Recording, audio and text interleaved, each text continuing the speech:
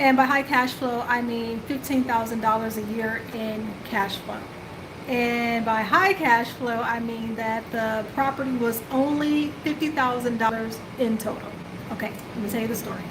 If you have questions, of course, you're welcome to ask. If you don't know, I'm Ashley Lorraine, M.Ed, and I am a real estate investor and coach. Okay, so I don't work with realtors often, but I was really looking to break into a new market, and I needed somebody who had their ear to the ground.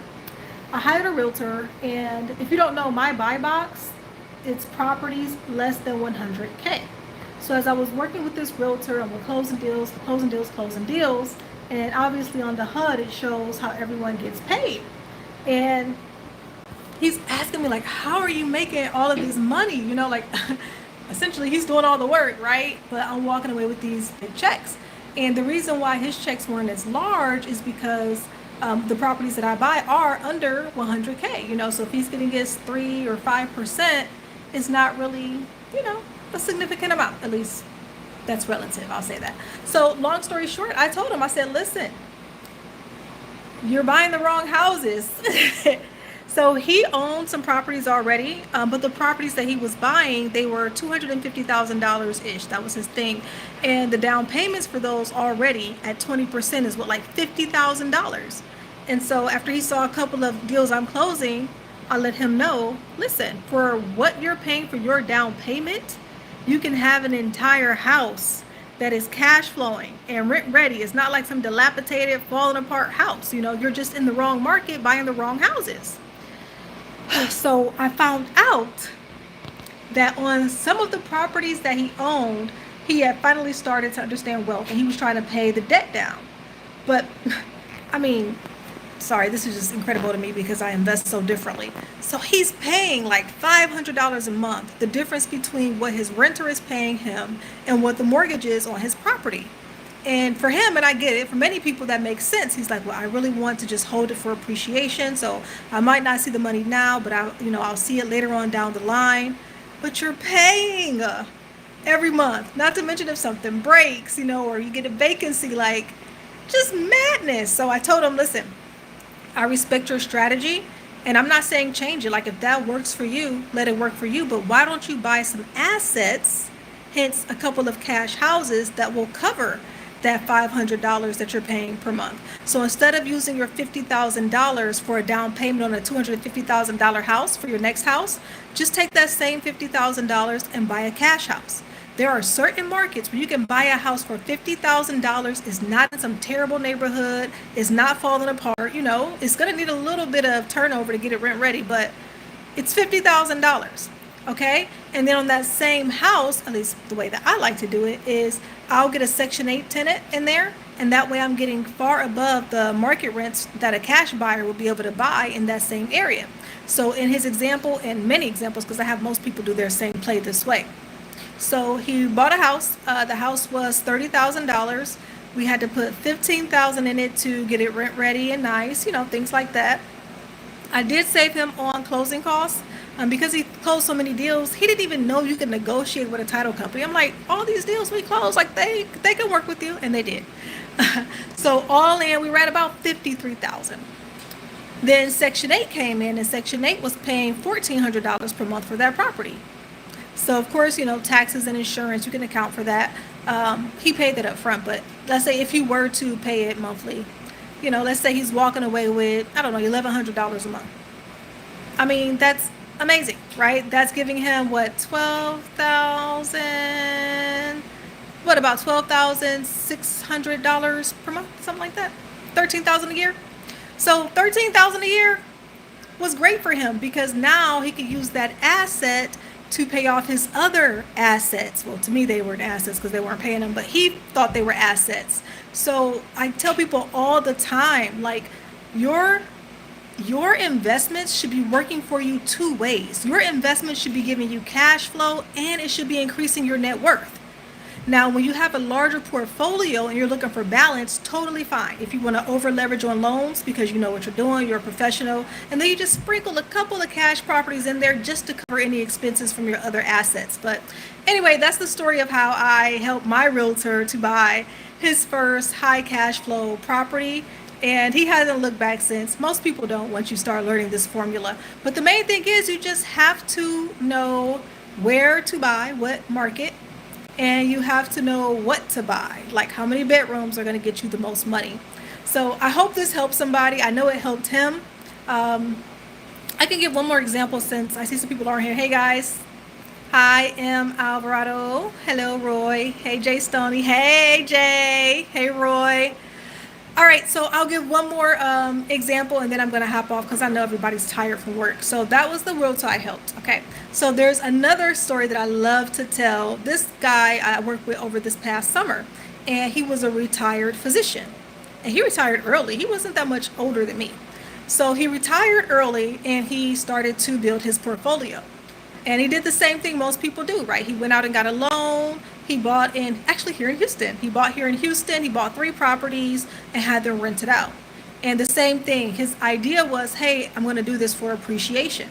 Well, when he bought the properties, he was still an active physician, so it's okay. He was okay with paying a little bit every month, or if he had a vacancy, just covering the cost. But once he and his wife retired, and they retired and started traveling the world, well, it hits different when you have $300,000 property here, $400,000 property there, and let's say the rents that you're getting are $3,000, but your mortgage is like $3,000, so you're not making any money. So once he retired, he had to change his strategy. He needed cash flow. So I said, look, do you trust me? And we had to go to several dinners. I don't know what it is about doctors. They don't trust nobody. But finally, I got him to sell one of them. So he sold it off, took a little bit of equity that he had in it, because when you get those kind of loans, you don't really build equity that quickly. But he had enough. So he had about $70,000. Now, doctors, Lord Jesus, they cheat. Well, this one was. And he was trying to get 2 properties out of it. So I'm like, just hold your horses. Let's just get one. So with his $70,000, I took him to a different market, which is where I like to invest. And of course, we were able to get him a turnkey property at that price. It was like $70,000. Turnkey. By turnkey, I mean we just had to go in and clean it up a little bit, and get it ready for a tenant. And then, of course, we threw a Section 8 tenant in there. So he was all in at $70,000. He did not have a mortgage on it. And it was a 4-bedroom. So Section 8 was paying really well for that. So we started getting $1,580 for that property. Well, no, it was less than $1,580 because I told him not to do the appliances. So let's say it was about $1,500 a month. So on that $1,500 a month, he's making what? Is that like $15,000 a year just on that property? He's still getting depreciation. The house is still appreciating. And this is what I tell people about when you're buying a property, to invest in. The money doesn't go away. Right? So it's not like a purchase where you go to Walmart, you buy a shirt, Walmart gets the $10, you get the shirt. No, an investment means I got the shirt and the shirt still has value, and the value of that shirt is increasing, and my $10 is just sitting in that shirt growing, right? But you still get the cash flow. So long story short, obviously he's still retired. He ended up he didn't sell them, I'm sorry. He ended up using some of his retirement to buy a couple of more like that. And so I always teach people, like, give your assets an assignment, give them a job. So with the realtor I was working with, he needed to get those assets to pay for his other assets that weren't cash flowing. This person, he got the first property to do the same thing, right, to cover the assets that weren't cash flowing. But when he started really getting into this and dipping into his retirement and things like that, he got a little bit smarter and he started giving things jobs. Like, for instance, I have a house that covers my car note, right? So my car note always has to be a certain amount. I can't go out and buy this fancy Bugatti or whatever because the house only cash flows $1,000 a month. I say only. I know some people are like, that's a lot, because I'm just very used to this market. But $1,000. So my car note, my insurance, anything related to the car can't go above $1,000. So I tell other people to do that as well. And so he did the same thing, and he used it to just beef up his retirement. Like, he just used it to just beef it up. And now he just kind of lives off the residuals from his properties and from his retirement. But I say that to say, guys, a lot of times when you guys are coming to meet with me, I see you guys putting a down payment like $50,000, $100,000, just like all these big numbers. And I'm like, for that same price, you can buy an entire house and have it cash flowing, and it's still appreciating. So I know it's not sexy. It's not like the HGTV, fun stuff. But listen, it's called wealth. Wealth is boring, but it works. Hey Jay, thank you, thank you. That Roth IRA strategy is amazing. Yes. You know, another thing I like about, hey Edwin, another thing I like about people using their IRA, especially when you're new, is you have another set of eyes on it. So like your IRA has a custodian, right? And they require a certain amount of paperwork and things like that when you're going to be closing a real estate deal, which is good because they might catch some things you didn't, you know, or they might have a underwriter looking at it just to make sure that it's going to cash flow and be good for your retirement. So yes, using that IRA is so smart because you get extra eyes on it. You know, it's not touching your active cash flow and you can beef it up and just run it up. So those are my two little stories for today. If you learn nothing else, guys, at least make $12,000 a year in real estate. And the easiest way to do that is just take these little $50,000, $60,000 cash properties, get a renter in there. The highest rent you can get is likely going to be from some kind of voucher program. Get a tenant in there and cash flow the heck out of it. Here's the thing about cash flow. You just hear me saying $12,000 a year, right? But the house rents forever. So in 10 years, what is that? $120,000. In 20 years, that's $240,000. Some of y'all don't even get that in your retirement.